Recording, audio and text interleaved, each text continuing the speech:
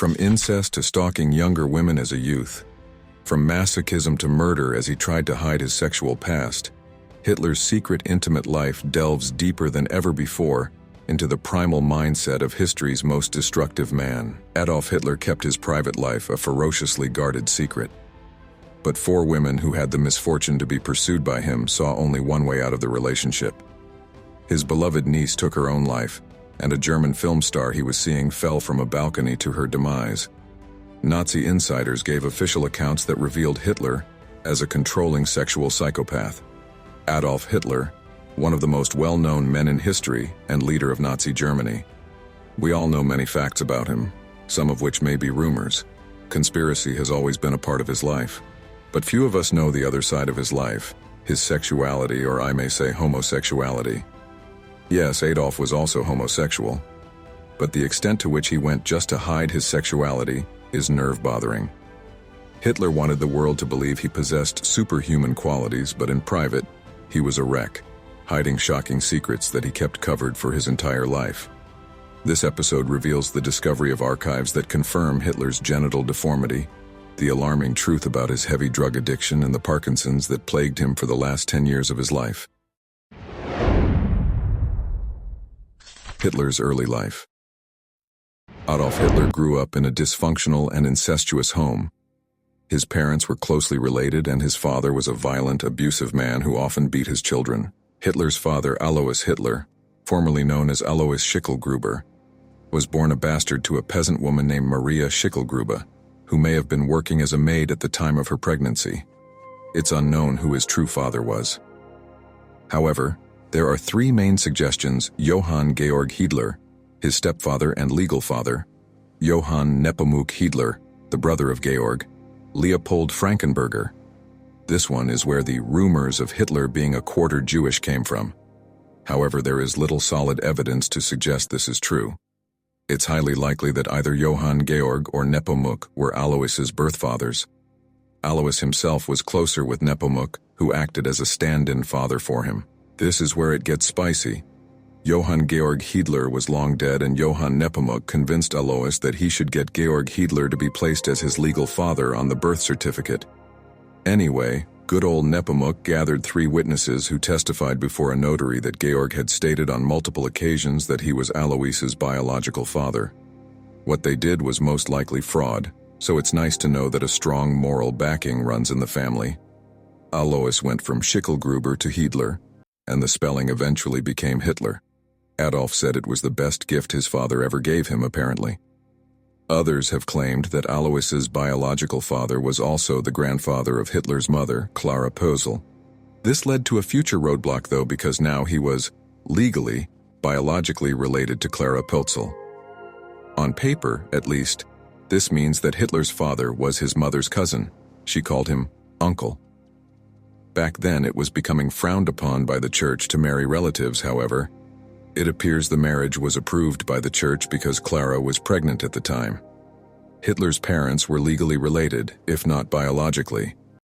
However, there appear to be no ill effects on the health of the children they had. All infants and young children died of unrelated common illnesses of that time, such as measles. Hitler wasn't a stable man, but there's no indication it was a result of incest. Paula Hitler was reported to be slow, but otherwise showed no signs of mental or physical handicap due to incest. Adolfo Hitler, he had it rough.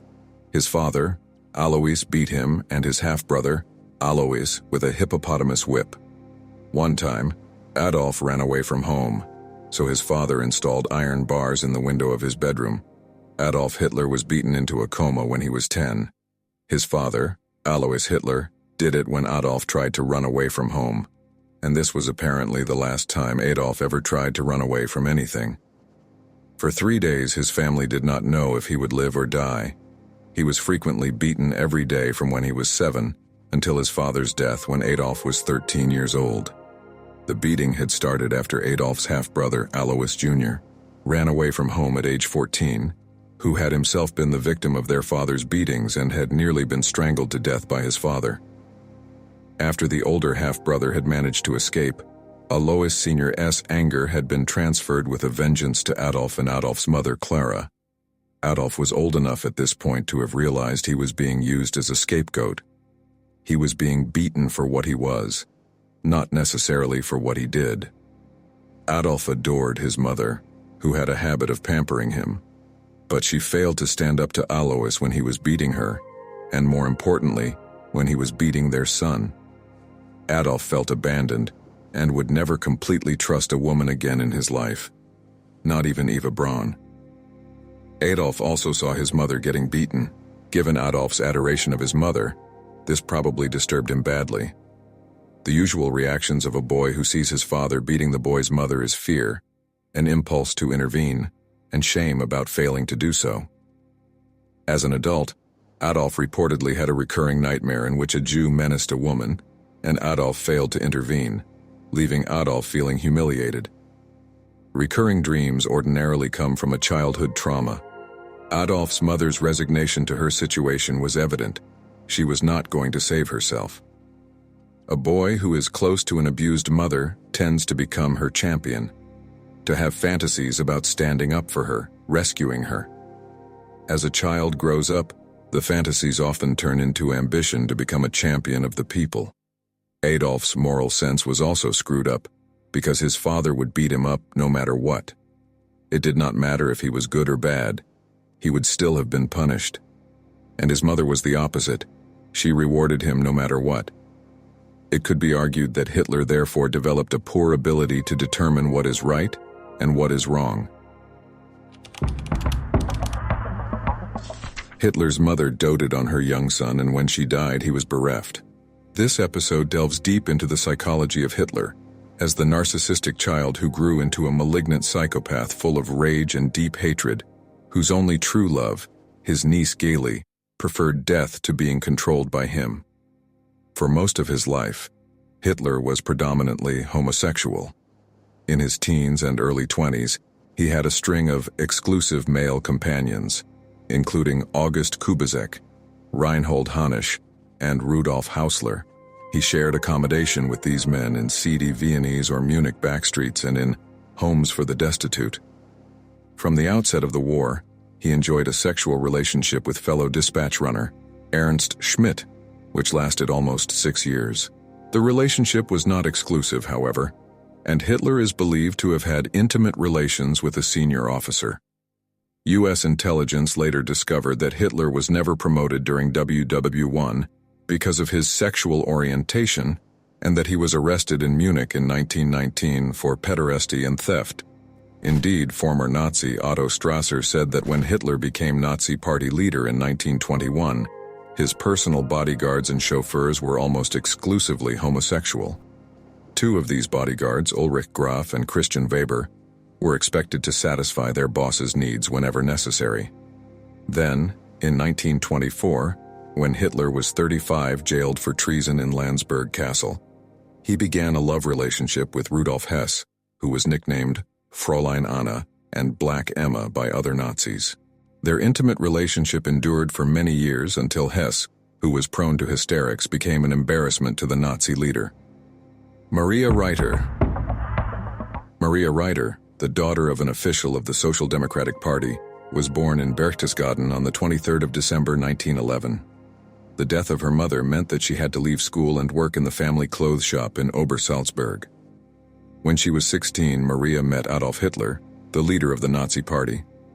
Hitler appears to have been strongly attracted to teenagers. He later explained, "A girl of 18 to 20 is as malleable as wax. It should be possible for a man, whoever the chosen woman may be, to stamp his own imprint on her. That's all the woman asks for." Hitler, who was 37 years old at the time, asked Maria out. We went out into the night. Hitler was about to put his arm around my shoulders and pull me toward him when the 2 dogs suddenly attacked each other. Hitler suddenly intervened. Like a maniac, he hit his dog with his riding whip and shook him violently by the collar. He was very excited. I did not expect that he could hit his dog so brutally and ruthlessly, the dog which he had said he could not live without. Yet he beat up his most loyal companion. Maria asked him, "How can you be so brutal and beat your dog like that?" He replied, "It was necessary." Hitler introduced himself to her when their paths crossed while walking their dogs. He pursued her, flirted with her, took her out on trips in his Mercedes and invited her to a meeting he was to address. She was impressed by his celebrity and by his dress. By this time, breeches, light velour hat, riding whip, and a coat held closed by a leather belt. They had several dates during which Hitler became increasingly passionate towards her. According to writer, Adolf Hitler told her that he wanted her to be his wife, to found a family with her, to have blonde children, but at the moment he had not the time to think of such things. Maria Reiter, who tried to hang herself in 1927 when he suddenly lost interest in her. Reiter told Stern magazine in 1959 that 4 years after her failed suicide attempt, she shared one night of passion with the man she could never forget, but discovered his sexual tastes were far too extreme for her, and they never met again. Geli Raubal. Hitler then became obsessed with his half-niece, Geli Raubal. The first serious relationship Adolf Hitler had was with his niece, Geli Raubal. She was the daughter of Hitler's half-sister, who asked if she could stay in his Munich apartment while she completed her studies. Hitler took an unexpected liking to the spirited girl, perhaps because she, in the words of biographer Michael Lynch, provided the sort of companionship that politics could not. As with everything he cared about, the Führer was extremely possessive of Raubal, routinely forbidding her from wearing certain types of clothes or socializing without his permission. At first, Geli was flattered by her uncle's devoted attention, Lynch writes in his biography, also titled Hilter, but soon found it frighteningly overbearing. When Hitler stopped Raubal from marrying a man her parents had already approved of, she reached a breaking point. Raubal and her uncle Alf conducted a torrid relationship for more than 4 years, until she shot herself in 1931 with a gun he had given her as a gift. For the last 2 years of her life, she had been a virtual prisoner in his Munich apartment. Some historians believe Hitler had her murdered when she began telling friends about the disgusting things he made her do when they were alone together. After her death, he told Nazi colleagues she was the only woman he had ever really loved.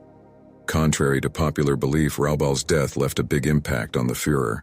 Upon returning to Munich, he gathered her clothes and belongings into a single room, and then declared that this room would be used as a shrine to her memory, though Ernst Hanfstaengl, a close friend of Hitler's and author of Hitler, The Missing Years, believes Hitler may have exaggerated his grief for political purposes. A film actress and one of Hitler's earlier infatuations. The relationship did not last long. She had participated in adult parties with Nazi party stormtroopers, so she could relate the sordid details to the man she called her Messiah. Mitford wrote in her diary that Hitler said they could only be together intimately in the afterlife. After spending an evening in the Chancellery where, as Renate confided to her director Adolf Zeisler, Hitler threw himself on the floor and begged her to kick him and inflict pain. She was obliged to kick and beat him as he contorted with pleasure on the ground. Shortly after this experience, Renate Müller was found unconscious on the pavement in front of her hotel, 40 feet below the window of her room. Renate's sister Gabriel maintains that she did not commit suicide, but that she died from complications following an operation to her leg at the Augsburger Strasse clinic. Eva Braun. Then, there was the long-suffering and loyal Eva Braun. Eva Braun is best known for being Adolf Hitler's wife for 36 hours during World War II. Braun grew up in Germany and met 40-year-old Adolf Hitler, leader of the Nazi movement in Germany, when she was just a teenager. Braun became fiercely devoted to Hitler throughout their relationship. Braun and Hitler's relationship was not made public, and Braun kept her distance throughout most of World War II. Before the American army and their allies captured Hitler for his terrible crimes, Hitler and Braun married and committed suicide within 48 hours. They decided dying together was a better alternative to being captured by their enemies. Braun's behavior during her last weeks in the bunker and her willingness to die with Hitler reveal a rather stern character. She knew exactly what she did and why she did it. But was she a woman in love, a loyal disciple, or a fanatic who wanted to become part of history together with the Führer? We don't know. Her closest friend, Herta Schneider, declared in 1949 that Braun had been in love with Hitler, At the beginning of World War II and Hitler's plans for Germany, Braun had little influence on Hitler's political beliefs. Braun did attend the Nazis' Nuremberg Convention in 1935, but not with Hitler. She came as a member of Heinrich Hoffmann's staff. The public was unaware that the two even had a relationship. Hitler believed that if word got out that he was practically married to Braun, his popularity throughout Germany would decrease and his plans would be ruined. Thus, he ordered her to stay away from him, especially during World War II. She remained at his chalet and enjoyed swimming, sunbathing, and watching films. However, after the war was not going in favor of Germany and the Axis powers, Braun decided to move to Berlin to be with Hitler against Hitler's own orders. She wanted to remain loyal to him until the bitter end. Hitler decided to honor her loyalty and marry her. They married in a civil ceremony on April 29, 1945 in the Chancellery bunker. Braun legally became Eva Hitler. Eva Braun did not have children due to her death the day following her wedding. Hitler was unfaithful to her with both men and women. She became so sexually frustrated that she asked Hitler's physician, Dr. Theodor Morell, to give him hormone injections to increase his libido. In the final months of her life, she told girlfriends she regretted not leaving him 10 years earlier, when he wanted to end things. According to Hitler's wishes, their bodies were burned and then buried. At least that is the widely accepted version of his death. Almost immediately, conspiracy theories began, thanks in part to the Soviets. They initially claimed that they were unable to confirm that Hitler was dead, and later spread rumors that he was alive and being protected by the West. When pressed by U.S. President Harry Truman, Soviet leader Joseph Stalin stated that he did not know Hitler's fate. According to later reports, however, the Soviets recovered his burnt remains, which were identified through dental records. That's it for today. Remember to support, please subscribe.